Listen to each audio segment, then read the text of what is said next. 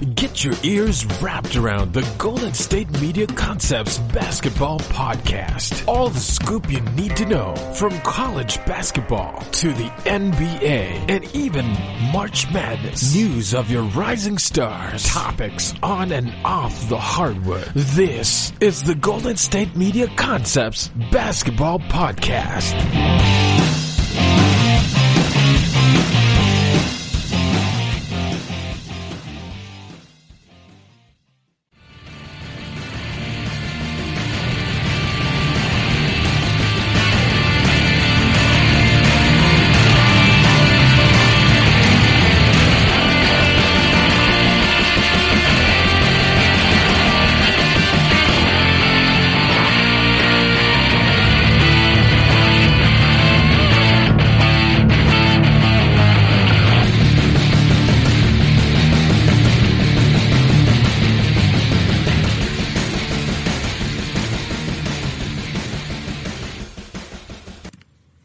Thank you for tuning in to the GSMC Basketball Podcast, brought to you by the GSMC Podcast Network. As always, I'm your host, Nick Robin, and we have a great show in store for you guys today. So before I begin, I have a small little segment I'm going to bring in here today. So we're in a pandemic right now, which means it's kind of hard to really meet people of the opposite sex, go on dates, etc., etc. So I have this little concept I want to start. It's called Hinge Corner.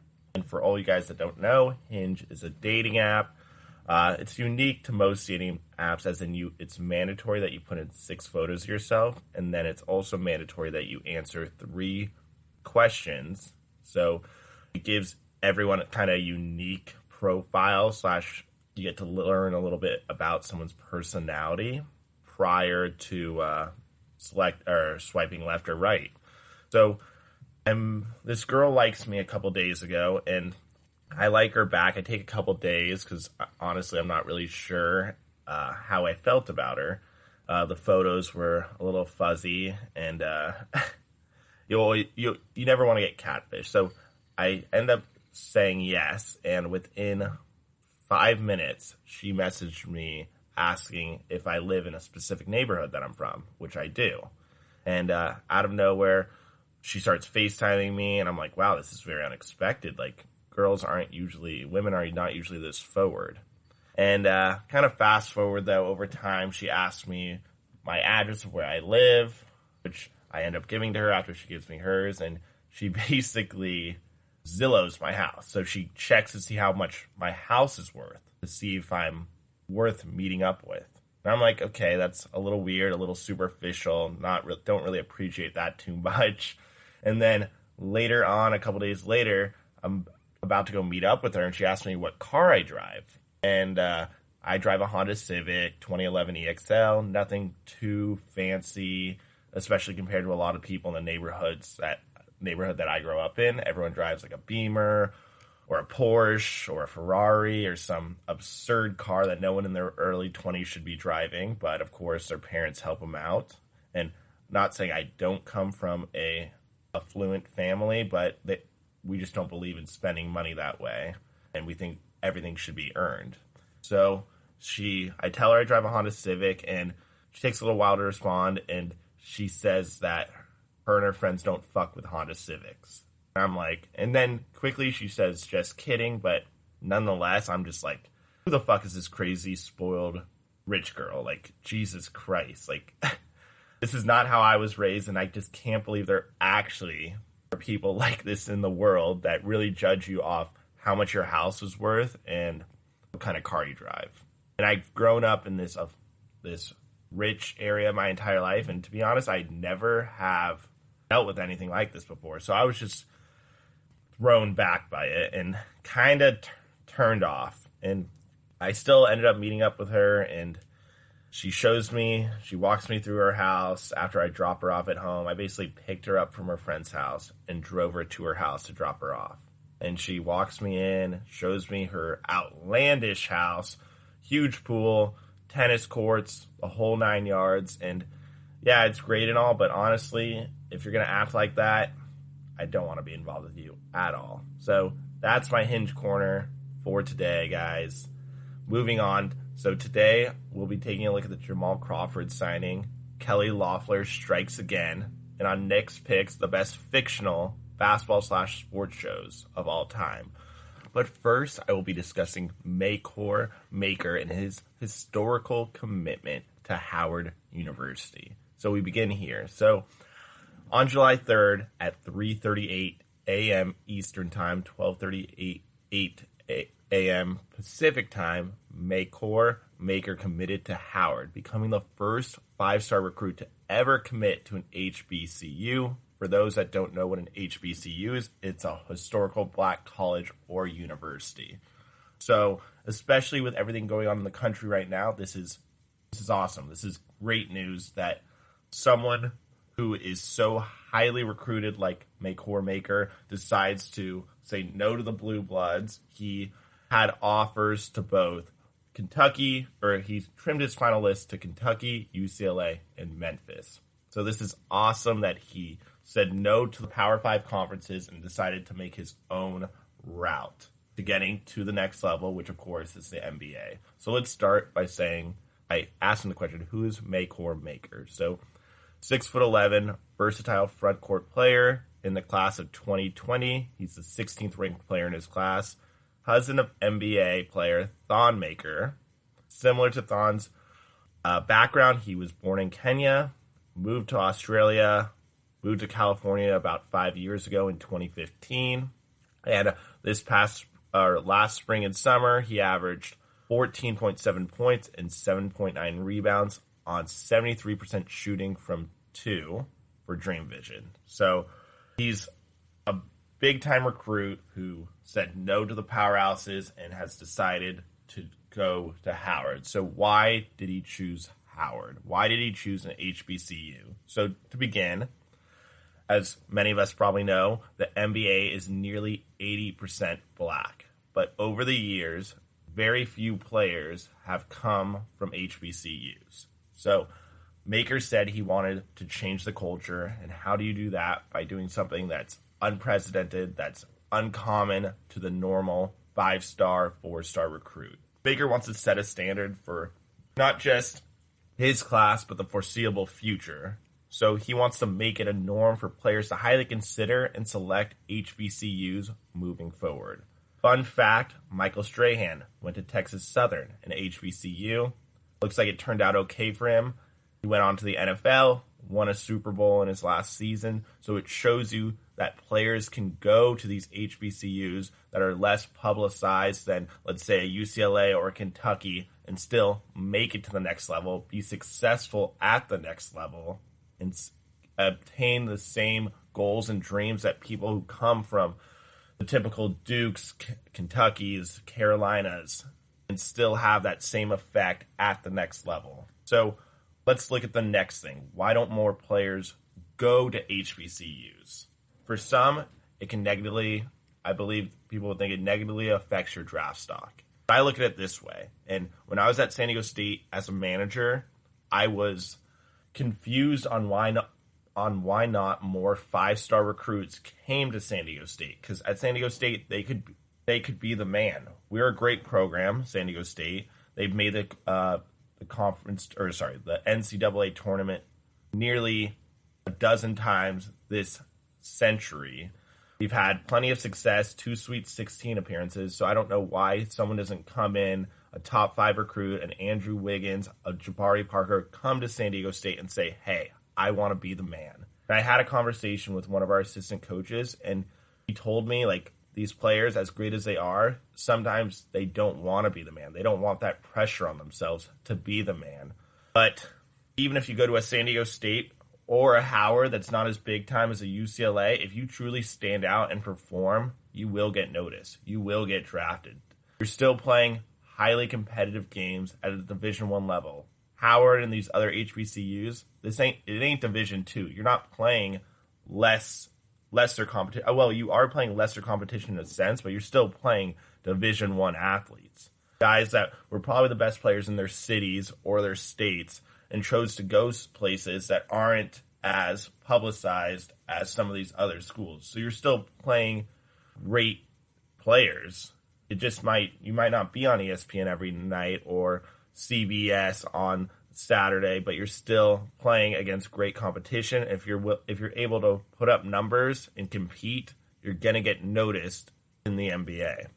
And like I said, these players, these five-star recruits, sometimes they don't want to be the man, and that is why they go and create these college super teams, as we've seen with Duke, as we've seen with North Carolina, as we've seen at Kentucky. So by leading Howard to the NCAA tournament, especially the first one since 1992, that would be a huge positive impact in Maker's draft stock. So we'll have to wait and see about that. I mean, as of now, we don't even know if there's going to be a college basketball season, but we all hope there will be.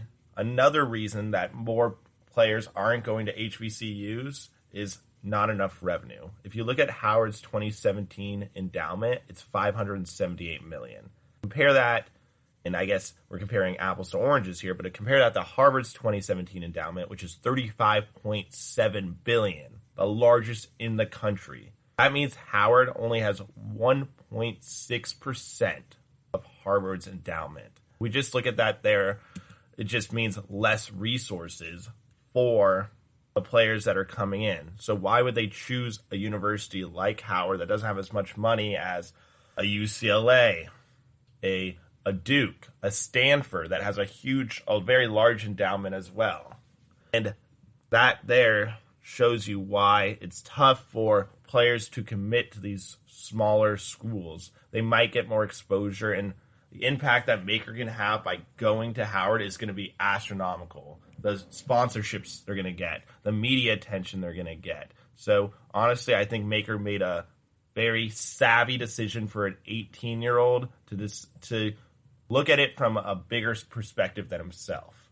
He knows that if he went to UCLA, if he went to Kentucky, he would just be another player on that team. But by going to Howard, he's going to be given a platform to really shine and put Howard back on the map and hopefully recruit players in the classes of 2021, 2022, and 2023. And speaking of that, the ripple effect and the generational impact that he has moving forward, we've already seen with phenomenal players like Mikey Williams. So Mikey Williams from San Ysidro, California, right by my neighborhood over in San Diego. He's in the class of 2023. He's an Overtime highlight reel, for those who are familiar with Overtime, which was started by Kevin Durant, or is invested in by Kevin Durant and the late David Stern.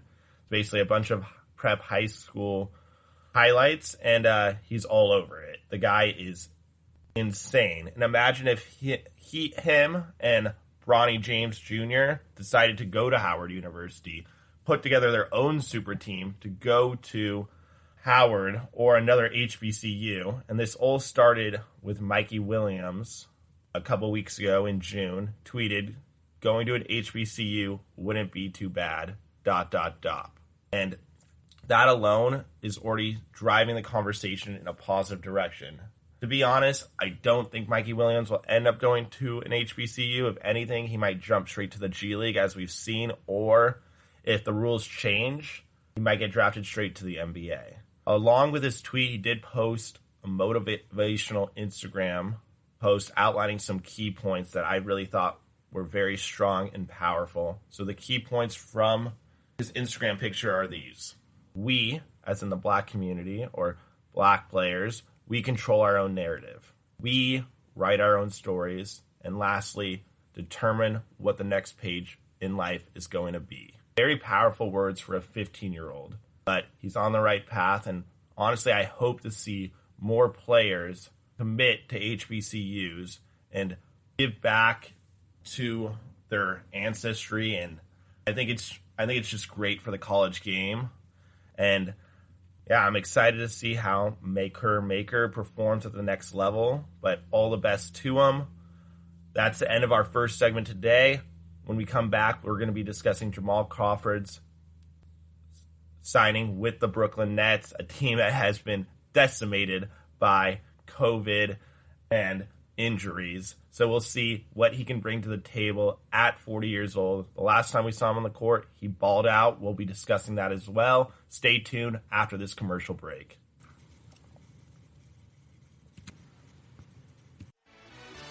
Are you looking for the very best NFL and college football podcast? Then check out the GSMC Football Podcast. Get the latest football news both on and off the field. From the NFL Draft to trades to the rumor mill to the NFL Combines. They got you covered. That's GSMCpodcast.com/football-podcast. Get updates on college rivalries, game day insights, and much, much more. It's football talk the way you want it. This show eats, sleeps, and breathes football. Don't forget to like them on Facebook and follow them on Twitter. Visit GSMCpodcast.com for more info.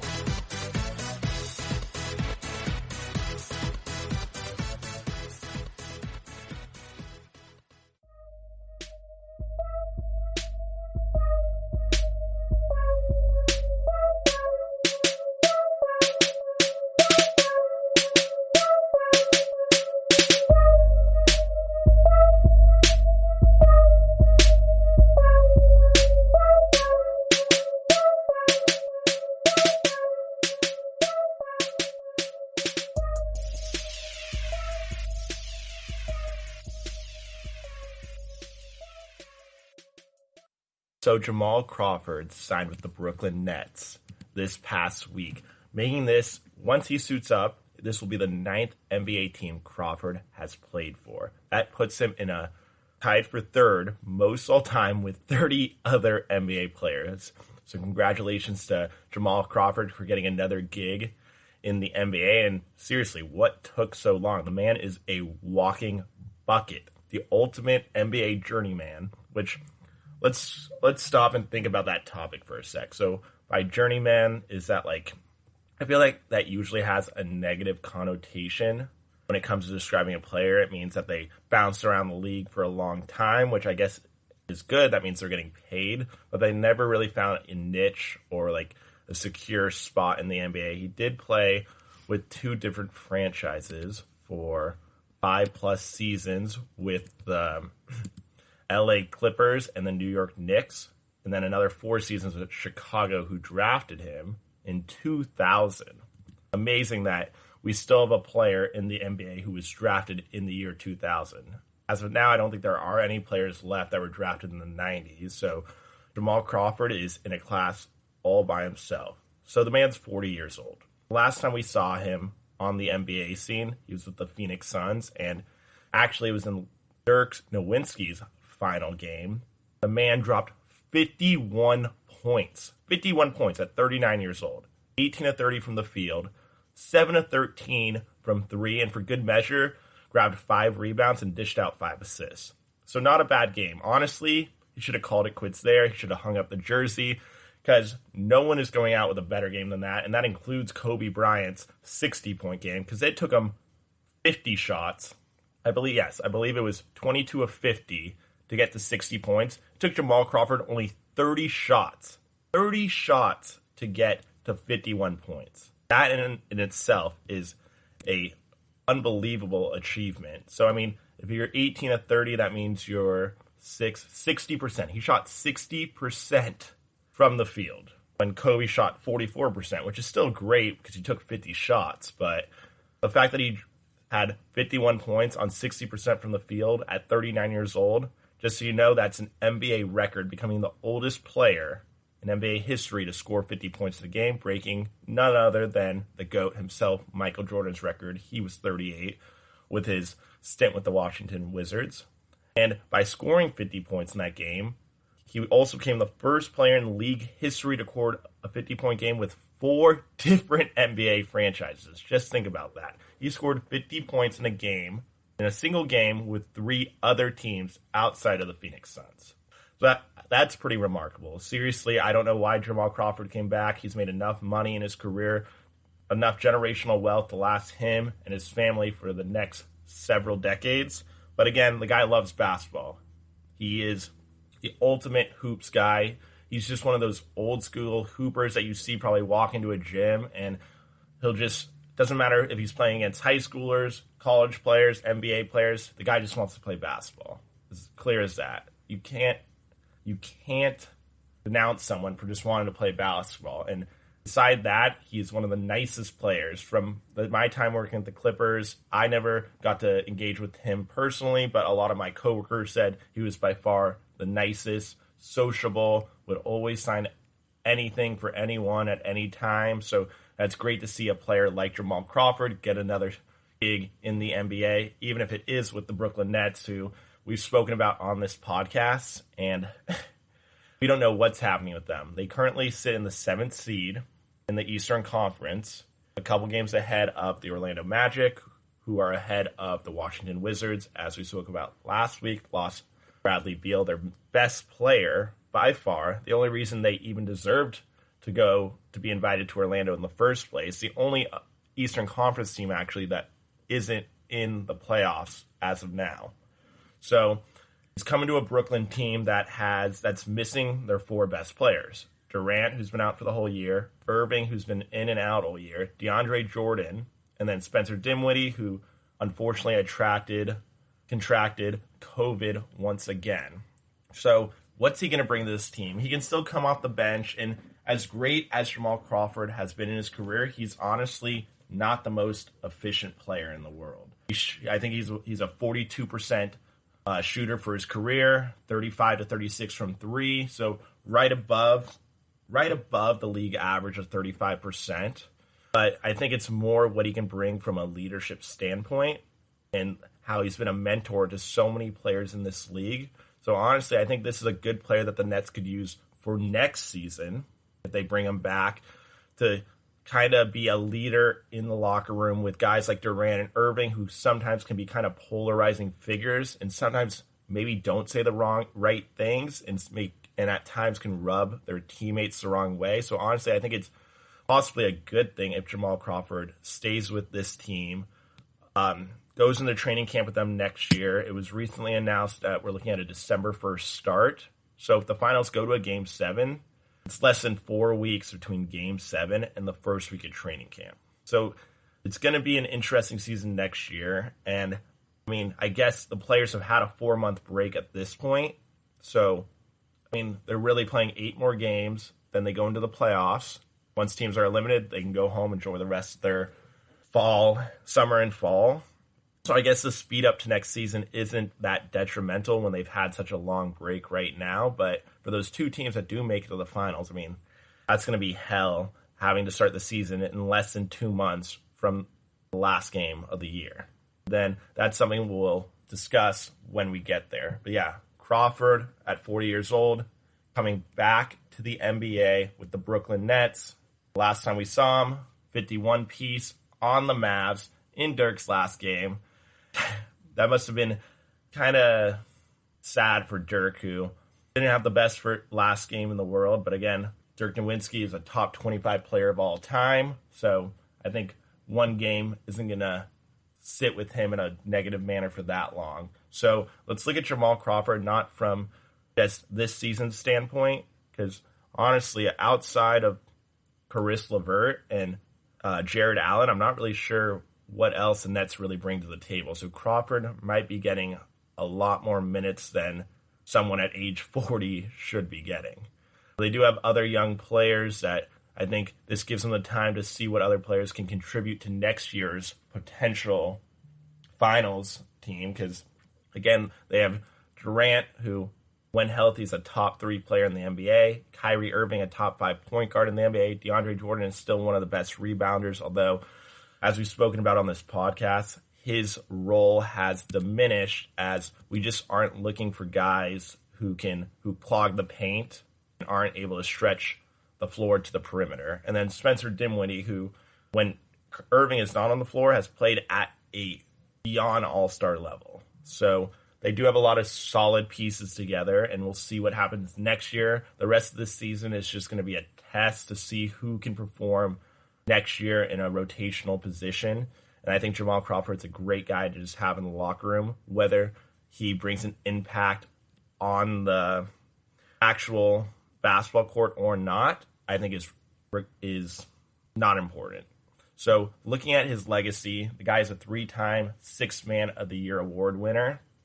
Second most points off the bench in NBA history, trailing Lou Will. And the guy that if you look at the guy who's third, Del Curry. So Stephen Curry's dad wasn't just some nobody in the NBA. The guy is third all time in most points off the bench. Played on a lot of great playoff teams. Never won a ring, but his sons made up for it with 3. And then going to the ring conversation, Jamal Crawford has never won a ring, has played in a couple Western Conference Finals, but outside of that, has never been on that big stage. So as great as he is as a scorer, as a bucket getter, he's at best a subpar, if not below average defender.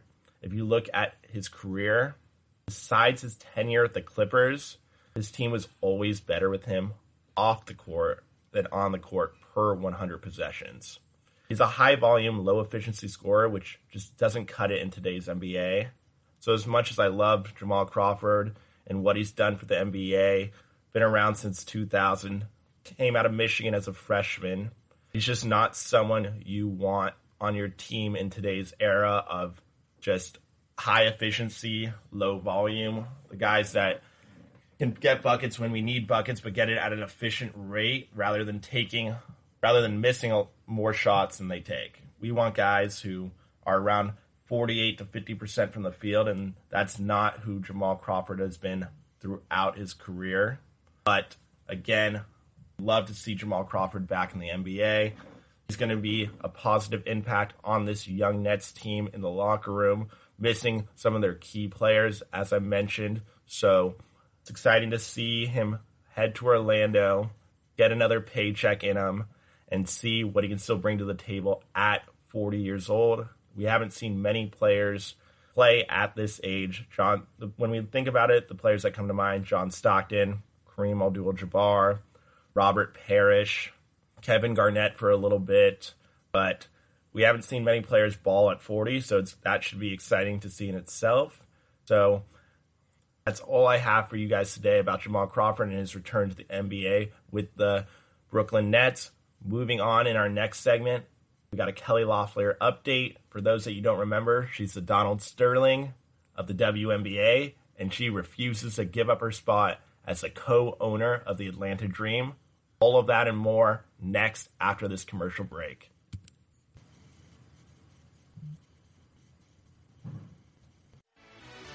Check out the show that's built on the MMA. From the UFC to extreme cage fighting, they got the fights covered. Check out the GSMC MMA podcast. Get the latest news on past or upcoming fights. Join us as we talk to and about some of the biggest names in the MMA, past, present, and future. When it's the fight game, there's just one show to check out. GSMCpodcast.com/MMA-podcast. Don't forget to like them on Facebook and follow them on Twitter. Visit GSMCpodcast.com for more info.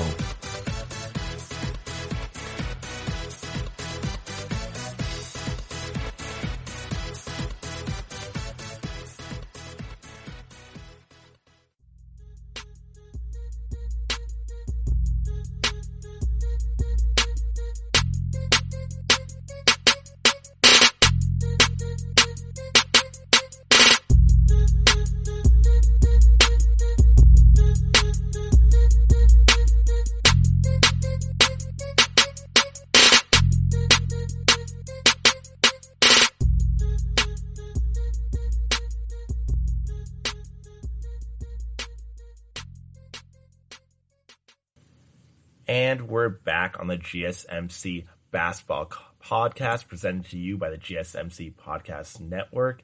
And so we just spoke about Jamal Crawford's return to the NBA and how amazing it is to see a guy who came to the league in 2000 still balling at 40 years old. And again, like I mentioned earlier, the last time we saw him on the court, he dropped a cool 51 on the Dallas Mavericks in the final game of the 2018-2019 season. So as always, it's exciting to see J. Craw back in the NBA.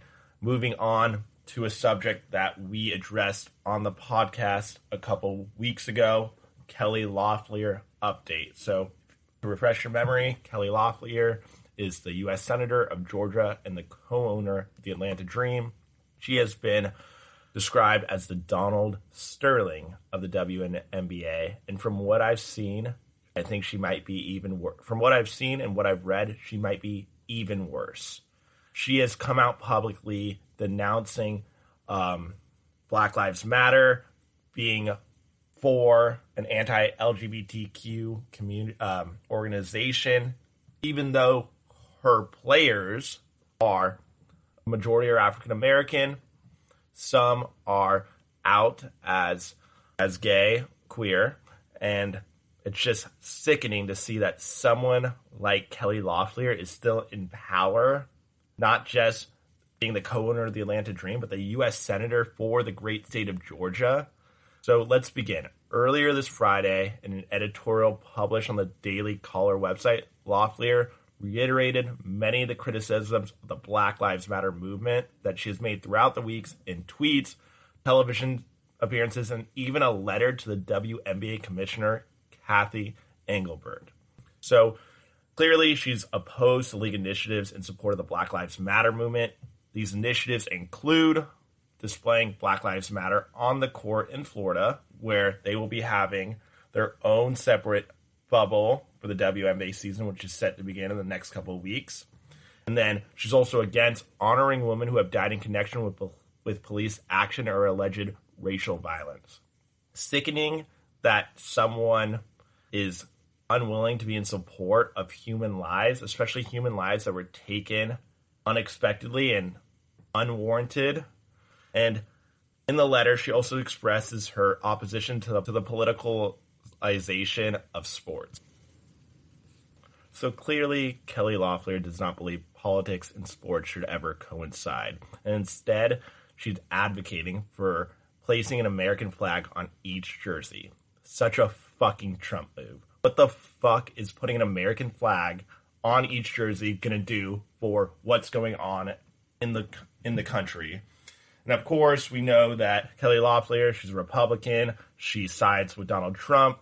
Don't want to get into that part of our president, but such a Trump move to just want to just take the easy way out or the political way out and just place an American flag on each jersey. What the fuck's that going to do about the movement and about Black Lives Matter? And I hate to get so heated on this, but it's just such a fucking cop-out.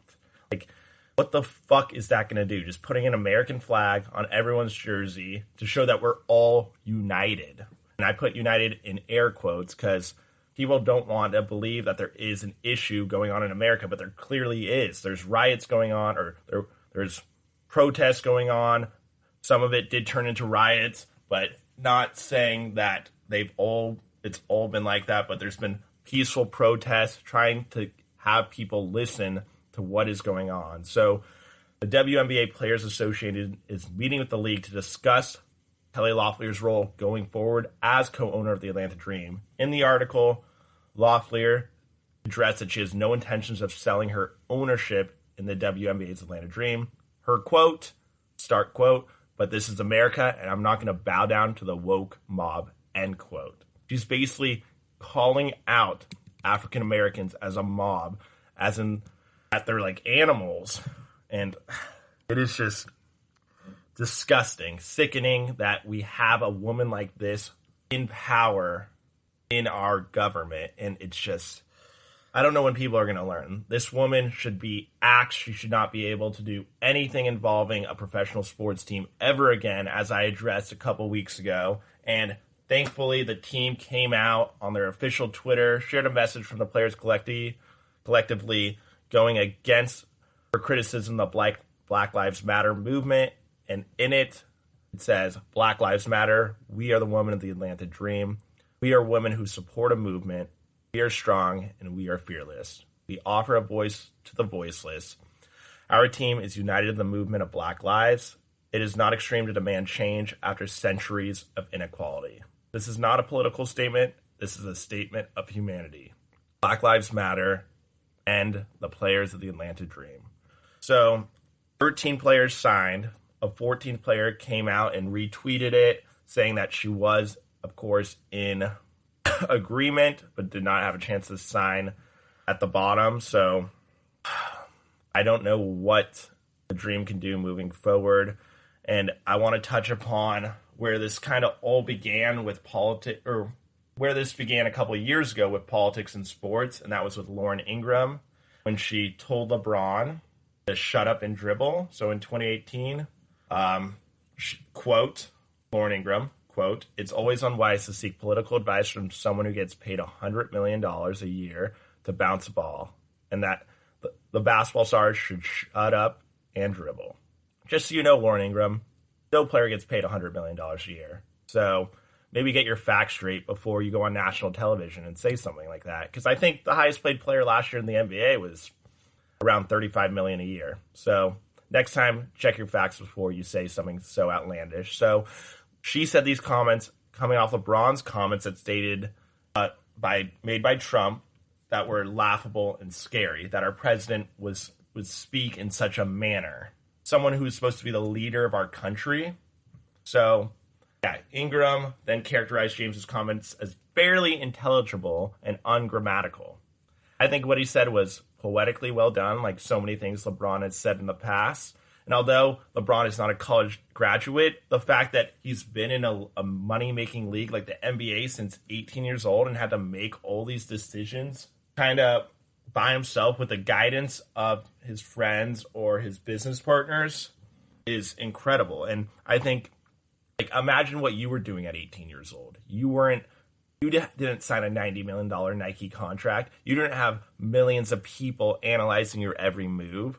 So I think although LeBron didn't go to college, he still took the time to read up on what's going on in the world and become knowledgeable on many different subjects. And I mean, he has the money to have resources that a lot of us can't, but he took advantage of the resources that he was given to us. And I think these comments by Lauren Ingram kind of started LeBron's political agenda. He created the Shut Up and Dribble documentary that looks back at all the civil rights movements in the game of basketball by players, by other athletes like Muhammad Ali. It's a great 3-part series produced by Showtime. Highly recommend watching it. And then he doubled down on his Uninterrupted and Spring Hill Entertainment. So it's been really great to see someone like LeBron James, who has so much power in his sport, stand up for what he believes in. And with the platform he's been given since he was 18, he's used it in a way that not many athletes before him have. I mean, we all know about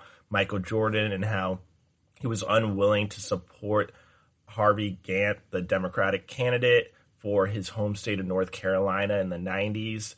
And he had the famous quote that Republicans buy shoes too. So it's great to see someone like LeBron, someone who is at the highest point an athlete can be at in his sport, just talking about the real issues that need to be spoken about. Because as much as we don't like to admit it, like our kids, myself included, we're going to listen to athletes more than we're going to listen to politicians, because these athletes, they don't have agendas. They don't need to please anyone. I mean, yes, I guess they do need to please their fans and the people that endorse them, like Nike and all their sponsors, but they really don't need to. It's not their job to have people like them. They're not politicians. They're not running for office. They're not being voted in anywhere. So it's great to see someone like LeBron, with all that has been bestowed upon him, standing up for what he thinks is right. And yeah, I don't think we can disagree with anything LeBron has done. I mean, he's standing up for humanity. He's trying to make this world a better place. He's trying to bring equality into our households. He's trying to just make our country a better, more accepting place. So I want to go back to Kelly Loeffler and the part about how she doesn't think politics and sports should intertwine ever, but politics are always going to be a part of sports. I'm going to look at some examples from when I was younger. Just look at Little League and youth sports. Daddy ball, the coach's son making the all-star team every year. That's politics right there. Even at the high school level, you'll see it. My friend told me he walked in on one of his good buddies drinking beers with the high school coach of our baseball team. Right there. That's politics. It's always going to follow us. Then when you get to college, some players get scholarships. Some players are walk-ons. The players with scholarships are going to have more opportunity to play than someone who is paying their way through school. That's politics right there. And then when you get to the professional levels, there's higher draft picks, guys that you put more of an actual monetary investment in than a guy who probably got drafted in the 30th, 40th round. And I'm talking about baseball here because we all know in basketball there's only 2 rounds. So you're going to have someone that you invested a couple $1 million in who's a first, second round draft pick. You're going to send them up from single A to double A to triple A and eventually to the major leagues because you as an organization don't want to look like you were wrong in making your decision to draft this guy with the 20th overall pick, the 15th overall pick. So politics are always going to be a part of sports, whether we like it or not. It's always going to be there. People have agendas. People don't want to look like they were wrong. People want success for their children. So that's why when you coach a team, you want your son to make the all-star team because you think, he's your son, he's your daughter. You want them to have that experience playing with the best players, whether they deserve it or not. So politics are always going to be a part of sports. Athletes have been given this platform, and they're going to continue to use it over and over for the rest of time. And I hope when they do have this platform that they speak out on things that should be spoken about on. And equality is one thing that I think we should all agree on is a noble cause. And I don't know where I don't know where Kelly Loeffler grew up. I don't know where Lauren Ingram grew up. I don't know how they were raised to believe in the things that they believe in. But where I grew up, I grew up in a very white, affluent area. I deal with a lot of people that are very that don't believe in racism, that they think it's not a real thing. But how are we supposed to know when we were born the way we were born, with the skin we were born? We don't know what it's like to walk out of our house and be judged by the color of our skin. So, I hate that we're getting a little political here, but hey, there's not much else to talk about right now in the NBA world. And this is just a very interesting topic that I don't know why not more people are speaking out on it, because what Kelly Loeffler is doing is disgusting. It's the audacity of her is just enormous, that she's willing to come out publicly and tell people in the WNBA that they shouldn't be able to put a Black Lives Matter symbol on the court, that they can't honor the people that were wrongfully killed due to the color of their skin. And she thinks the best thing moving forward is putting a fucking American flag that Colin Kaepernick kneeled against, and drove him out of professional football, lost out on millions of dollars because he was trying to have America listen. And yes, it took them a while to listen, but with everything that's gone on lately with George Floyd, people are honestly finally starting to listen. So kudos to Colin Kaepernick, kudos to the Atlanta Dream, LeBron James, and everyone else who is fighting against these people with agendas that want to appeal to the broader side of America to get extra votes, whether it's for the presidential election or the senator election.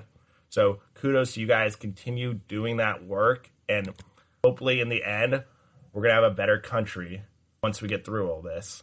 So moving on, Nick's picks. We are looking at the best fictional sports TV shows of all time. Unfortunately, there haven't been that many over the last couple of years, but we're going to go into a deep dive and come back. I will be coming back with my top 5. So stay tuned after this commercial break.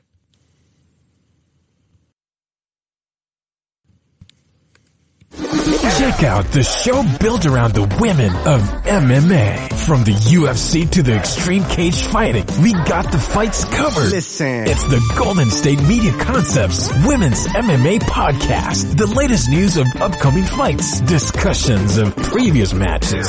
Join us as we talk to and about the biggest names in women's mixed martial arts. Past, present, and future. When it's the women's fight game, you know where to listen to. The Golden State Media Concepts Women's MMA Podcast.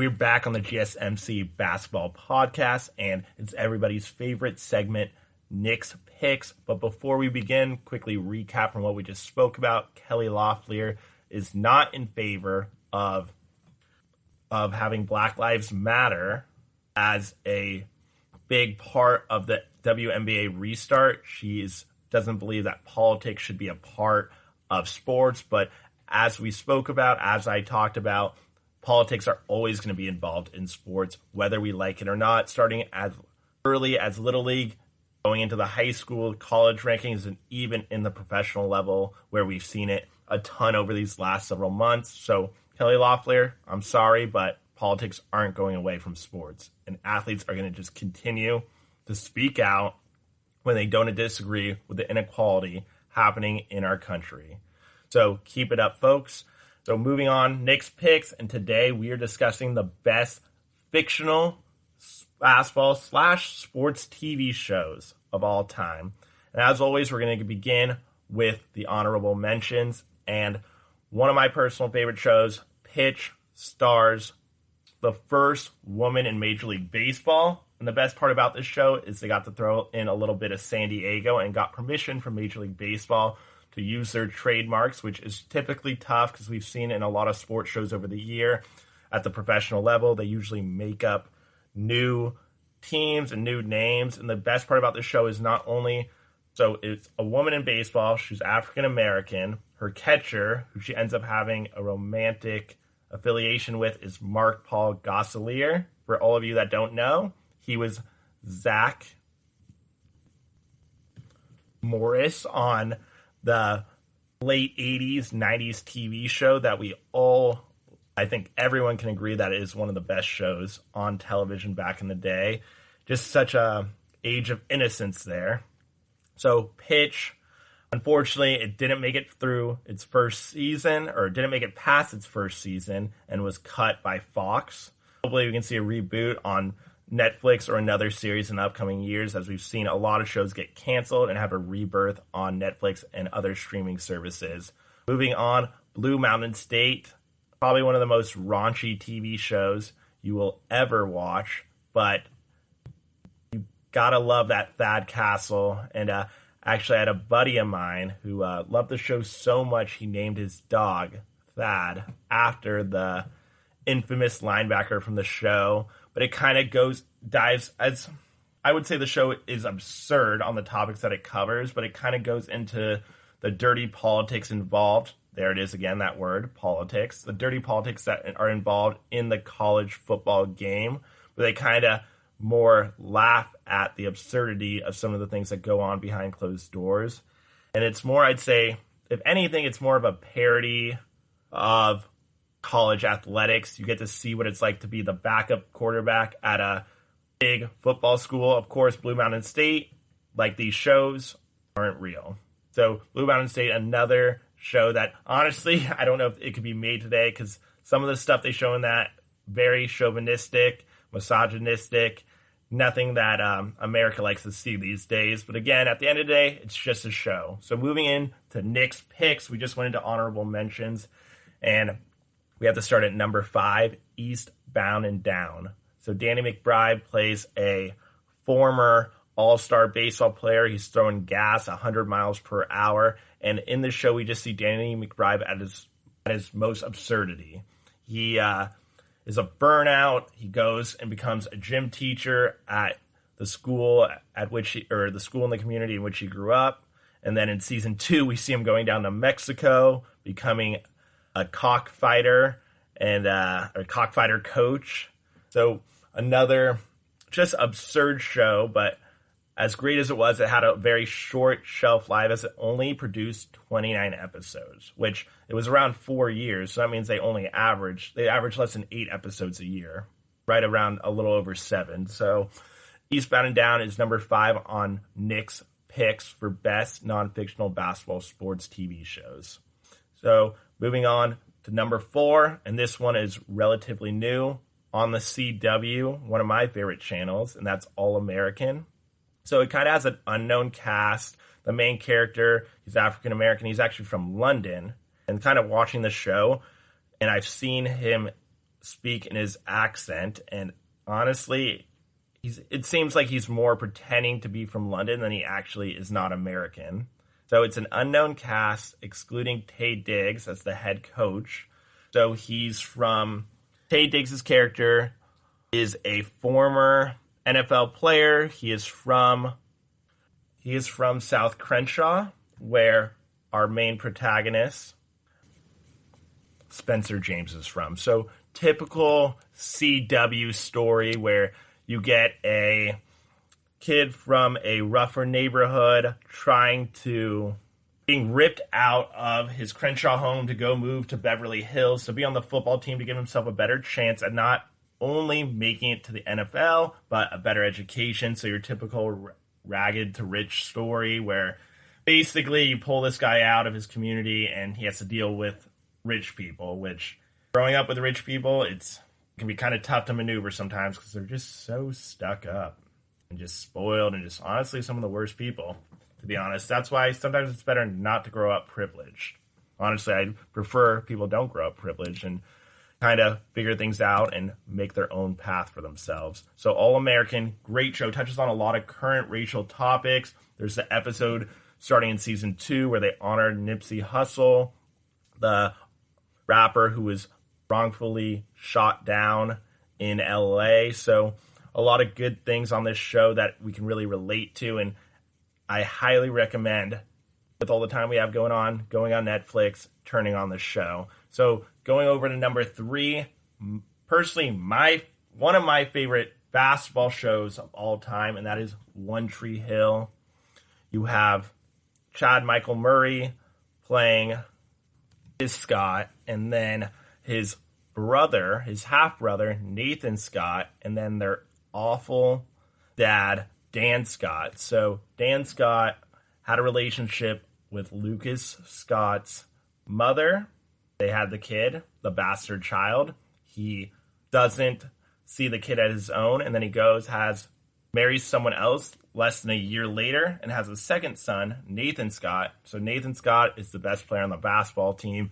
He ends up committing to Duke, and Lucas has to deal with being that bastard child living in the community of Tree Hill, where he, instead of going out for the basketball team like he should, because the guy can ball, we can all see it in the show, he ends up playing on this playground by the river called the River Court, and it just goes through the first couple seasons deal with Lucas trying to get out of his dad's shadow by kind of being his own person and making the varsity basketball team along with his brother, and it shows a lot of sibling rivalry, and honestly, what an interesting plot line. You have the best player in the best player in the school, Nathan Scott, and then you have his dad, Dan Scott, who is also a great basketball player, and then you have this bastard child, Lucas, who's been just living in the shadows his whole life in the same community as his brother Nathan, and you kind of see them come together, build a friendship, and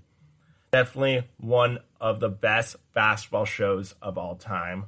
So number 3, One Tree Hill. Moving on to number 2, and we have The League. So everyone and their mothers participates in some kind of football fantasy league every year. So basically this is a parody of what it would be like to be in a league with all your best friends, pulling pranks on each other, and doing absurd things to win a stupid fantasy league. And the thing is, they don't even play for money. They play for this trophy known as the Shiva Cup, where it shows a picture of some Indian woman they went to school with who actually grows up to be a very attractive daughter, as we see one of the characters dating her later on. So this show has a ton of great cameos from football players, analysts, coaches, and has brought us some of the most classic terms that I'm going to go through in a sec. So, number 1, dump buddies, a friend with whom you can hang out and talk to while you're doing number 2. Probably the most classic, Eskimo brother, when 2 males acknowledge having been intimate with the same female and remain on good terms. The men are now bonded by having shared the same igloo at one time or another. And then next, vaginal hubris refers to a woman who's overly proud of her vagina. And then One of my personal favorites, vinegar strokes. The often odd, varied, and bizarre facial expressions a man makes at the point when he's just about to ejaculate, which often resembles the face one makes while smelling vinegar.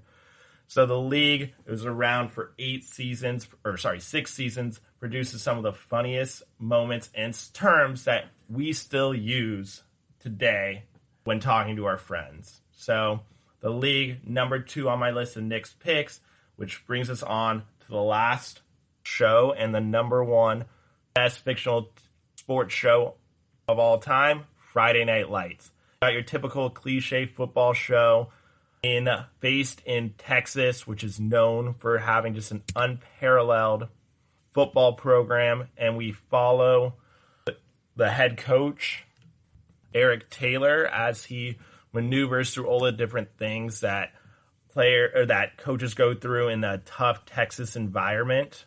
So Friday Night Lights, number 1 best sports show of all time. Reading through it one last time, honorable mentions, The Pitch, Blue Mountain State, and then my top 5, Eastbound and Down, All-American, One Tree Hill, The League, and lastly, Friday Night Lights. Today's episode with this, so yesterday was my 27th birthday, and had some time to reflect, and it was a great day. I woke up, went on a run for about 4 miles in this blistering heat we have down here in San Diego. It's about 80 degrees. Thought I was going to collapse by the time I got back to my house. And then I took a 2-hour nap, was supposed to work on my outline for the show, but woke up early today to take care of that. But honestly, the older I get, the less I want to do things for my birthday. I mean, all it is just a celebration of another year around the globe, around the sun. And it was nice. I went to dinner with 7 of my good friends, and it kind of just shows you, who your real friends are and who are people that you can't really trust. Because I invited 10 people, a couple of them didn't show up.